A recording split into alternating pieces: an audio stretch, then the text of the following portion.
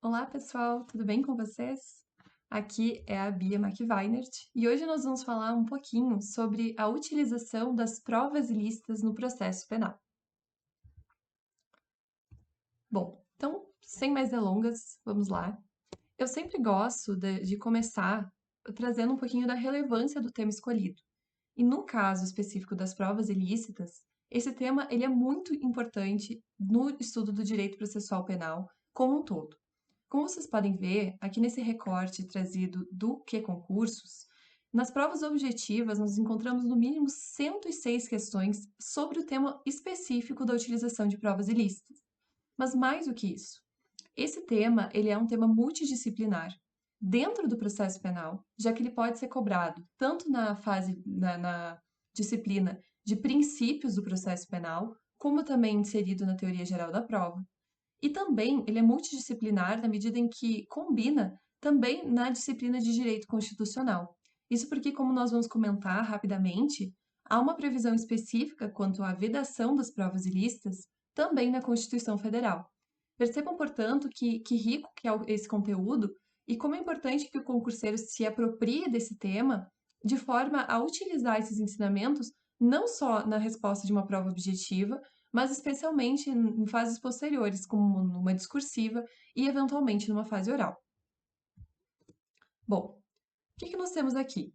Para falar das exceções, nós temos que falar sempre a regra geral, né? E a regra geral é que tanto a Constituição Federal, como eu mencionei, quanto o Código de Processo Penal, eles trazem a vedação da utilização de provas ilícitas no processo penal.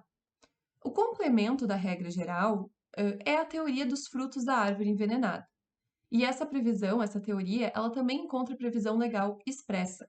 Eu trouxe ali os artigos específicos, caso vocês desejem consultar depois e verificar isso na prática.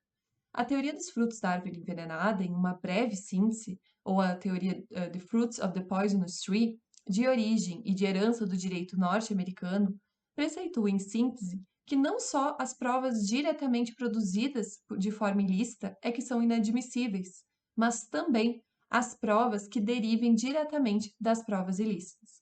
É como se nós tivéssemos uma árvore e os frutos envenenados dessa árvore, que é a matriz, também são envenenados propriamente. Bom, mas o que é o mais relevante sempre no direito? As exceções. E aqui eu coloquei para vocês algumas teorias, cada uma delas permitiria uma aula própria, mas eu quero pincelar algumas considerações sobre cada uma, e eu as coloquei por ordem de maior incidência ou maior aparição. Então, é muito importante, especialmente que o concurseiro domine, em especial as teorias da fonte independente e da descoberta inevitável, mas é muito interessante se diferenciar também e às vezes trazer aquele plus em eventual prova oral, por exemplo, com essas teorias minoritárias, como é o caso da exclusão da ilicitude da prova. Então, em uma breve síntese, né? A teoria da fonte independente é a primeira exceção à inadmissibilidade das provas por meio ilícito.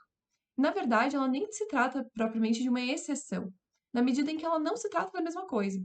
Simplesmente é dizer que nos casos em que eventual prova tiver sido produzida de uma forma independente da eventual prova ilícita, essa prova independente é admissível no processo penal.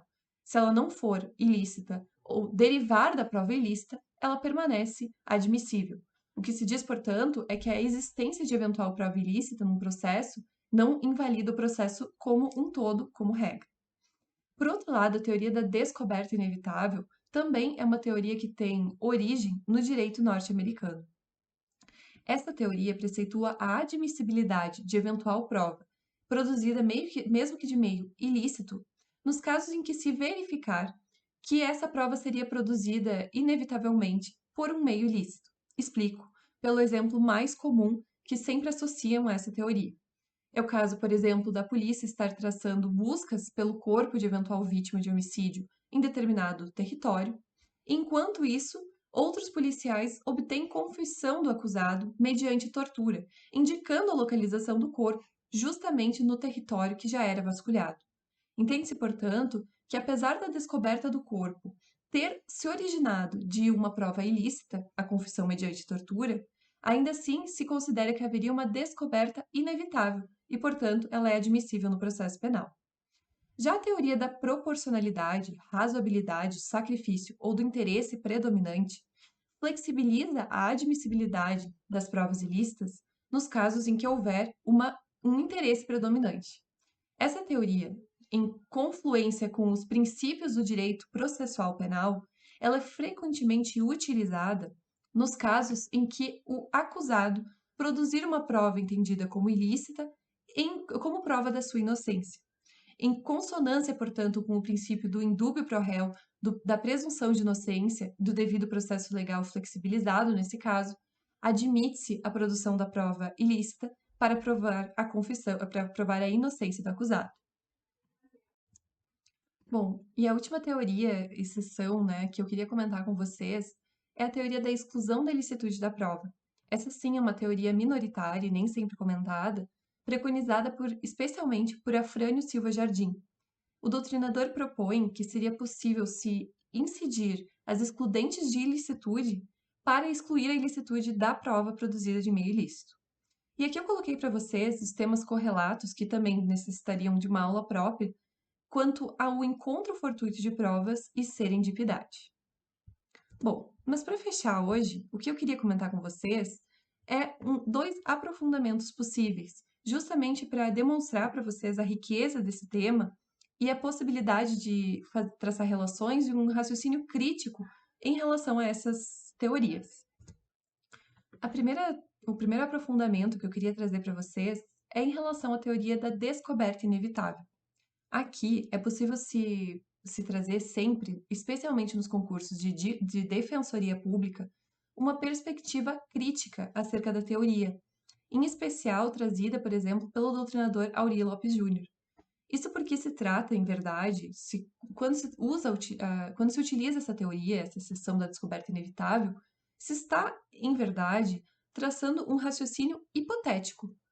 E Aurí Lopes Júnior traça verdadeiramente o questionamento de se a descoberta era inevitável, por que não o foi? Por que não foi efetivamente descoberta? Então, é necessário muita cautela na utilização, já que essa é uma das únicas exceções que permitiriam a utilização de uma prova ilícita em desfavor do acusado. E, portanto, em eventual prova, por exemplo, de segunda fase ou em questionamento em fase oral, e mesmo na prática posterior do defensor público, é essencial que o defensor questione e invalide, proponha a invalidação de eventual prova ilícita, quando não se tiver demonstrado a contento que essa descoberta, por exemplo, era inevitável ou que essa prova seria produzida independentemente da prova ilícita. Por outro lado, é possível trazer também um aprofundamento quanto à teoria da proporcionalidade ou do interesse predominante. Como mencionado, ela é frequentemente admitida, inclusive nos tribunais superiores, em favor do acusado, quando o acusado produz uma prova considerada ilícita, mas que demonstra a sua inocência.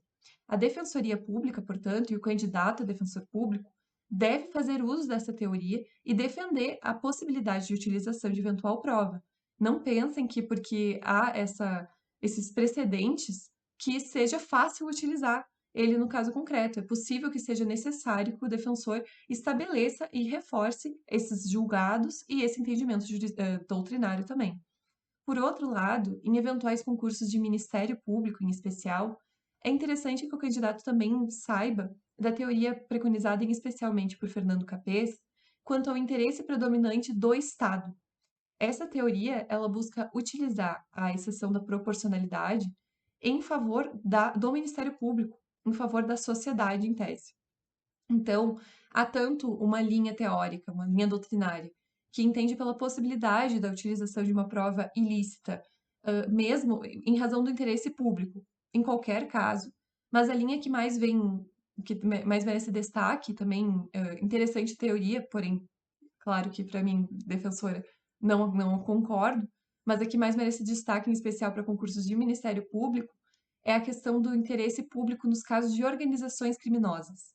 Em tese, nesses casos, para essa teoria, haveria uma maior proporção entre os meios e poderes e armas, a paridade de armas entre o Ministério Público, o Estado, versus a organização criminosa. E, portanto, nesses casos também se admitiria, em tese, a prova ilícita.